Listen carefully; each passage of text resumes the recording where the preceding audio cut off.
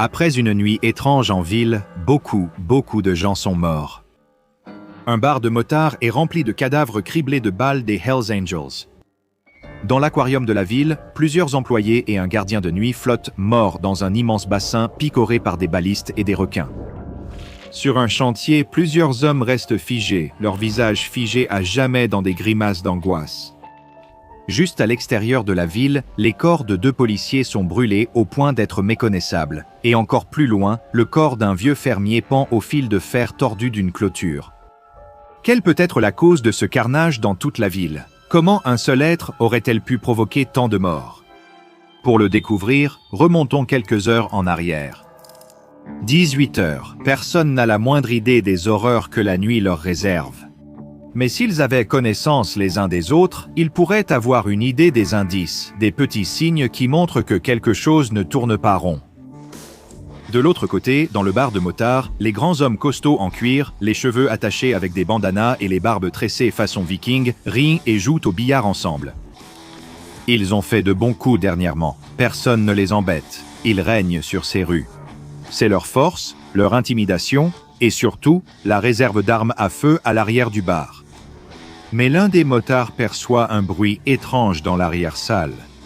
Quelqu'un a-t-il infiltré l'armurerie? Il sort son arme de poing, un revolver à crosse nacrée, et fait irruption dans l'armurerie. Mais la pièce est vide.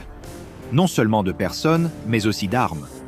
Tous les râteliers à fusil sont vides, son cœur se serre. Quelques secondes plus tard, il revient en courant au bar et exige que la musique s'arrête. Il donne l'alerte et les motards s'agitent, comme si les armes manquantes pouvaient être cachées sous les tables.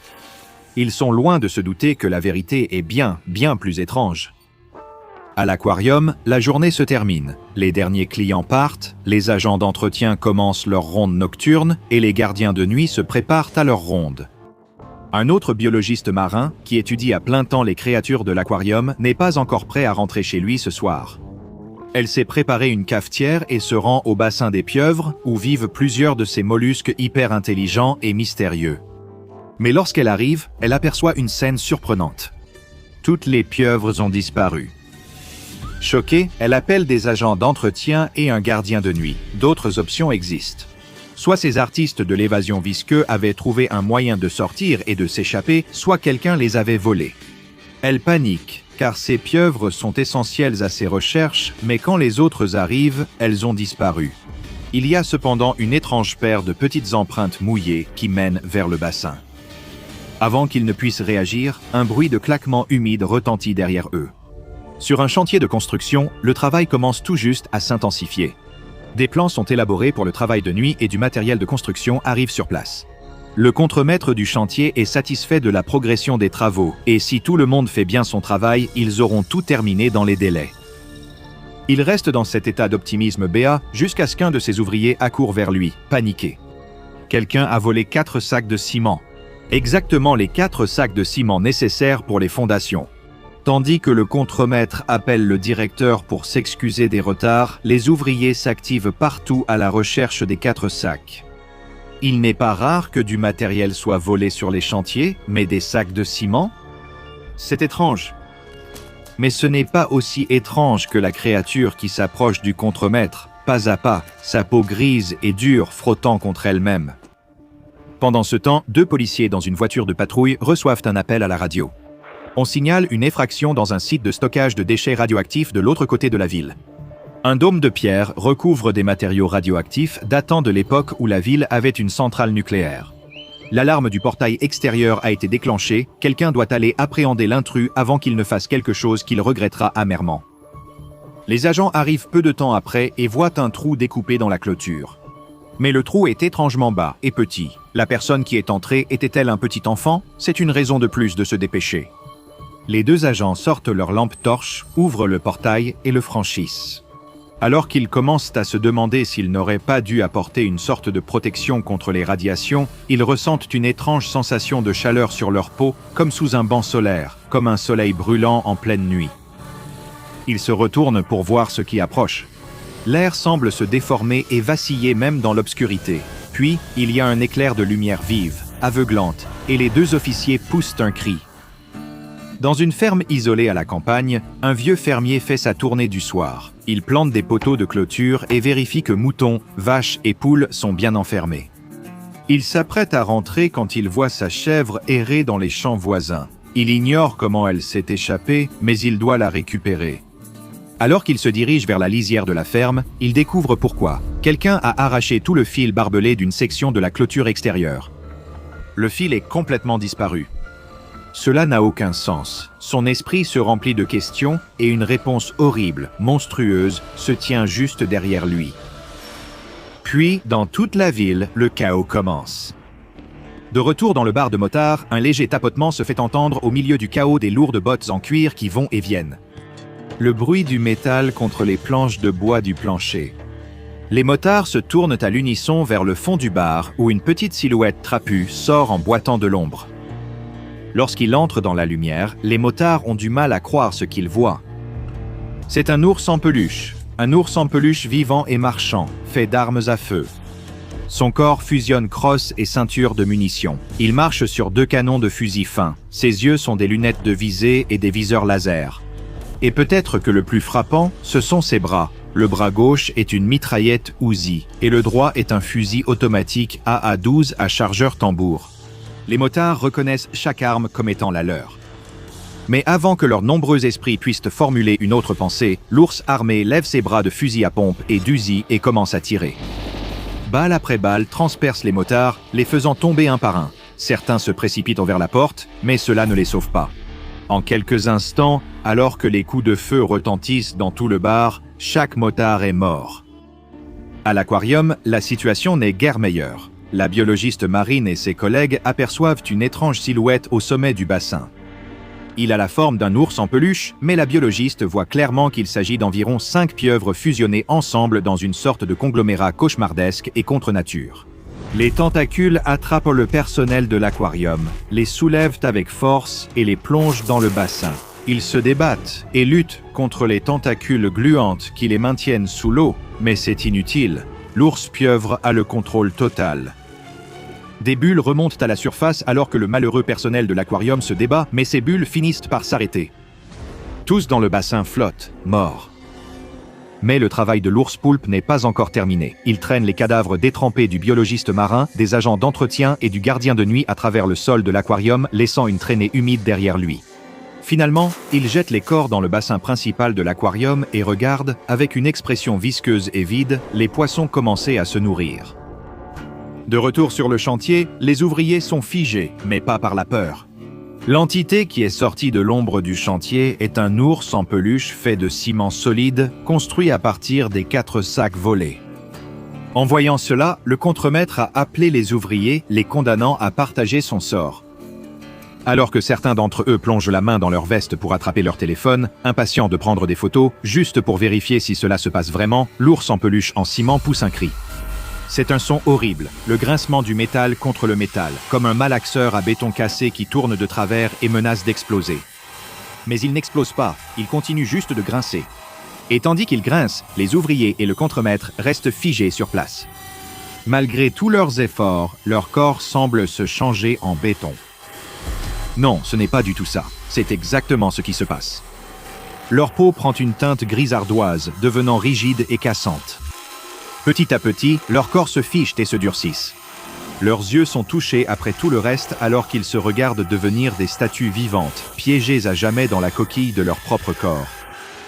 L'ours en peluche en ciment marche parmi eux et il commence à danser. Au cimetière nucléaire, 2 autres cadavres vont être enterrés. Cette lueur est en fait une décharge localisée de radiation qui rendrait Tchernobyl insignifiant, carbonisant les officiers au niveau cellulaire plus vite qu'un appareil photo ne prend une photo. Ils gisent au sol, la peau brûlée, vomissant abondamment. Ils se tordent et s'agitent, pas tout à fait morts, mais piégés dans un vide de douleur inimaginable, chaque pensée effacée de leur esprit.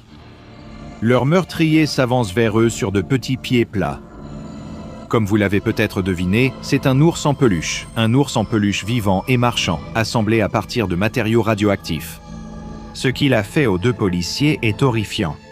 Mais s'il atteint la ville elle-même, le nombre de morts grimpera rapidement à des milliers, voire à des centaines de milliers. Mais la violence et la terreur nocturne ne sont pas encore totalement terminées. Nous retournons à la ferme où un agriculteur distingue à peine une petite silhouette qui traverse l'herbe en marchant vers lui. Il l'entend avant de le voir et se retourne brusquement en entendant le métal s'entrechoquer. Il regrette aussitôt de ne pas avoir pris son fusil, mais il est trop tard. Il voit maintenant ce petit ours en peluche étrange, fait de fils de fer barbelés tordus. Des vrilles de fils de fer sortent de l'ours en peluche et foncent sur lui comme des vipères furieuses. Elles s'enroulent autour de son corps, de ses membres, de son cou et l'attachent à un poteau de clôture. Il tente de se débattre, mais chaque geste lui fait mal tandis que le fil barbelé l'entoure comme un cocon. Dehors, dans le champ, la chèvre regarde la scène avec une totale indifférence. Ce que vous venez de voir est une série d'impossibilités horrifiantes. À moins, bien sûr, que vous n'ayez affaire à SCP-1048, une anomalie singulièrement étrange connue sous le nom de l'ours constructeur.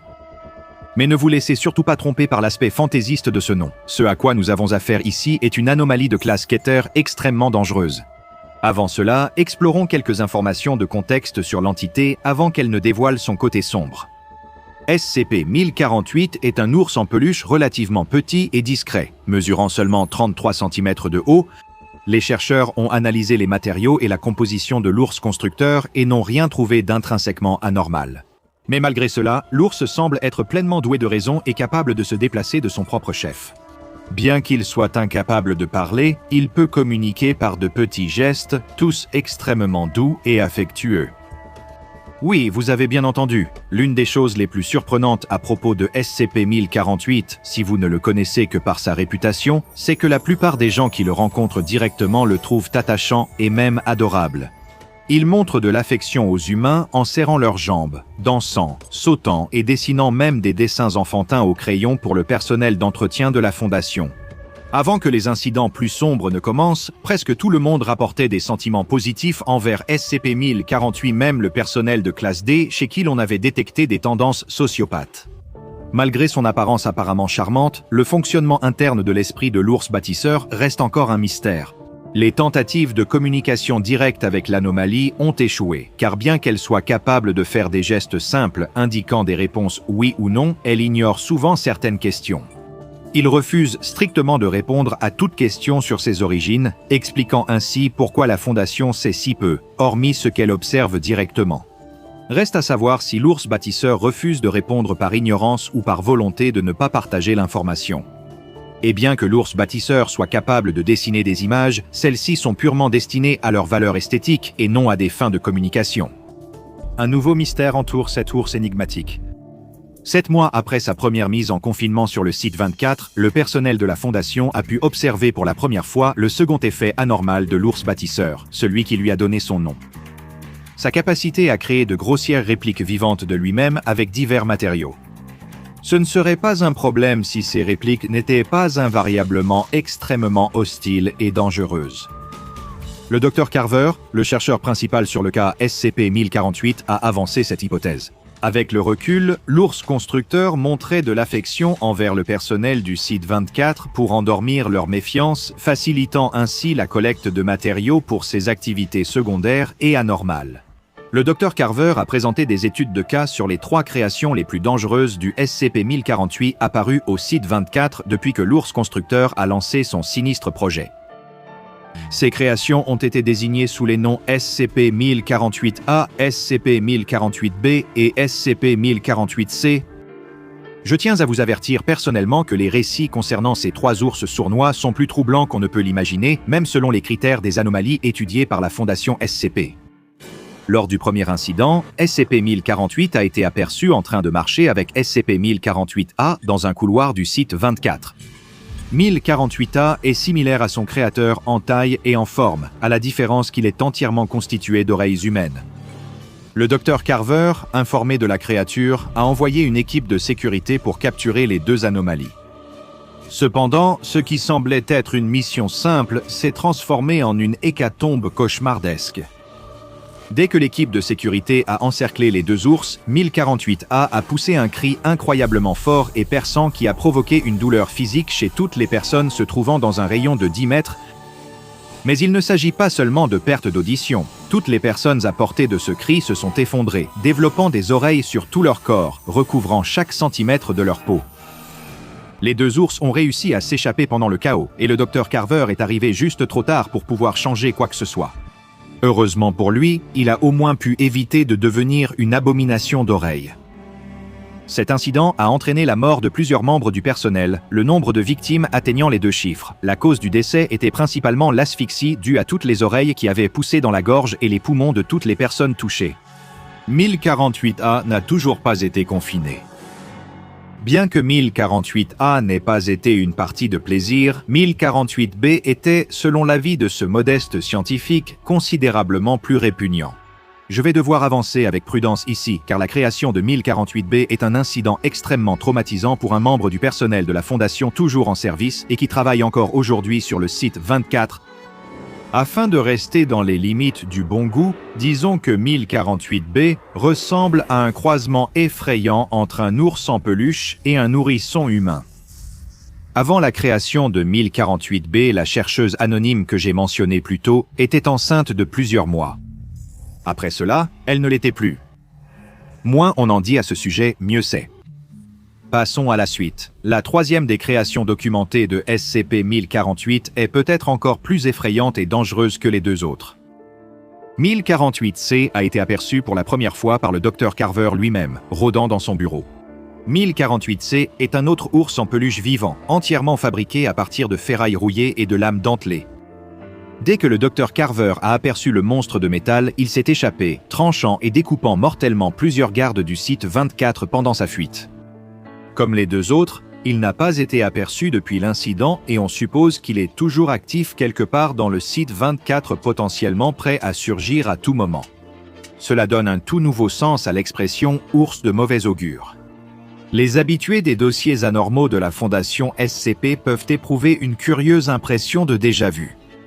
C'est parce que SCP-1048 n'est pas le seul ours en peluche anormal qui existe, et son homologue, SCP-2295 l'ours au cœur rapiécé, semble être son parfait opposé en termes de tempérament. Il va sans dire que SCP-1048 et ses terrifiantes copies représentent une menace pour tous ceux qu'ils croisent. Mais l'ours au cœur rapiécé s'efforce de sauver les êtres humains blessés chaque fois qu'il le peut. Si cet ours bienveillant voit quelqu'un avec une blessure grave ou une maladie causant une défaillance d'organes, il agira aussitôt.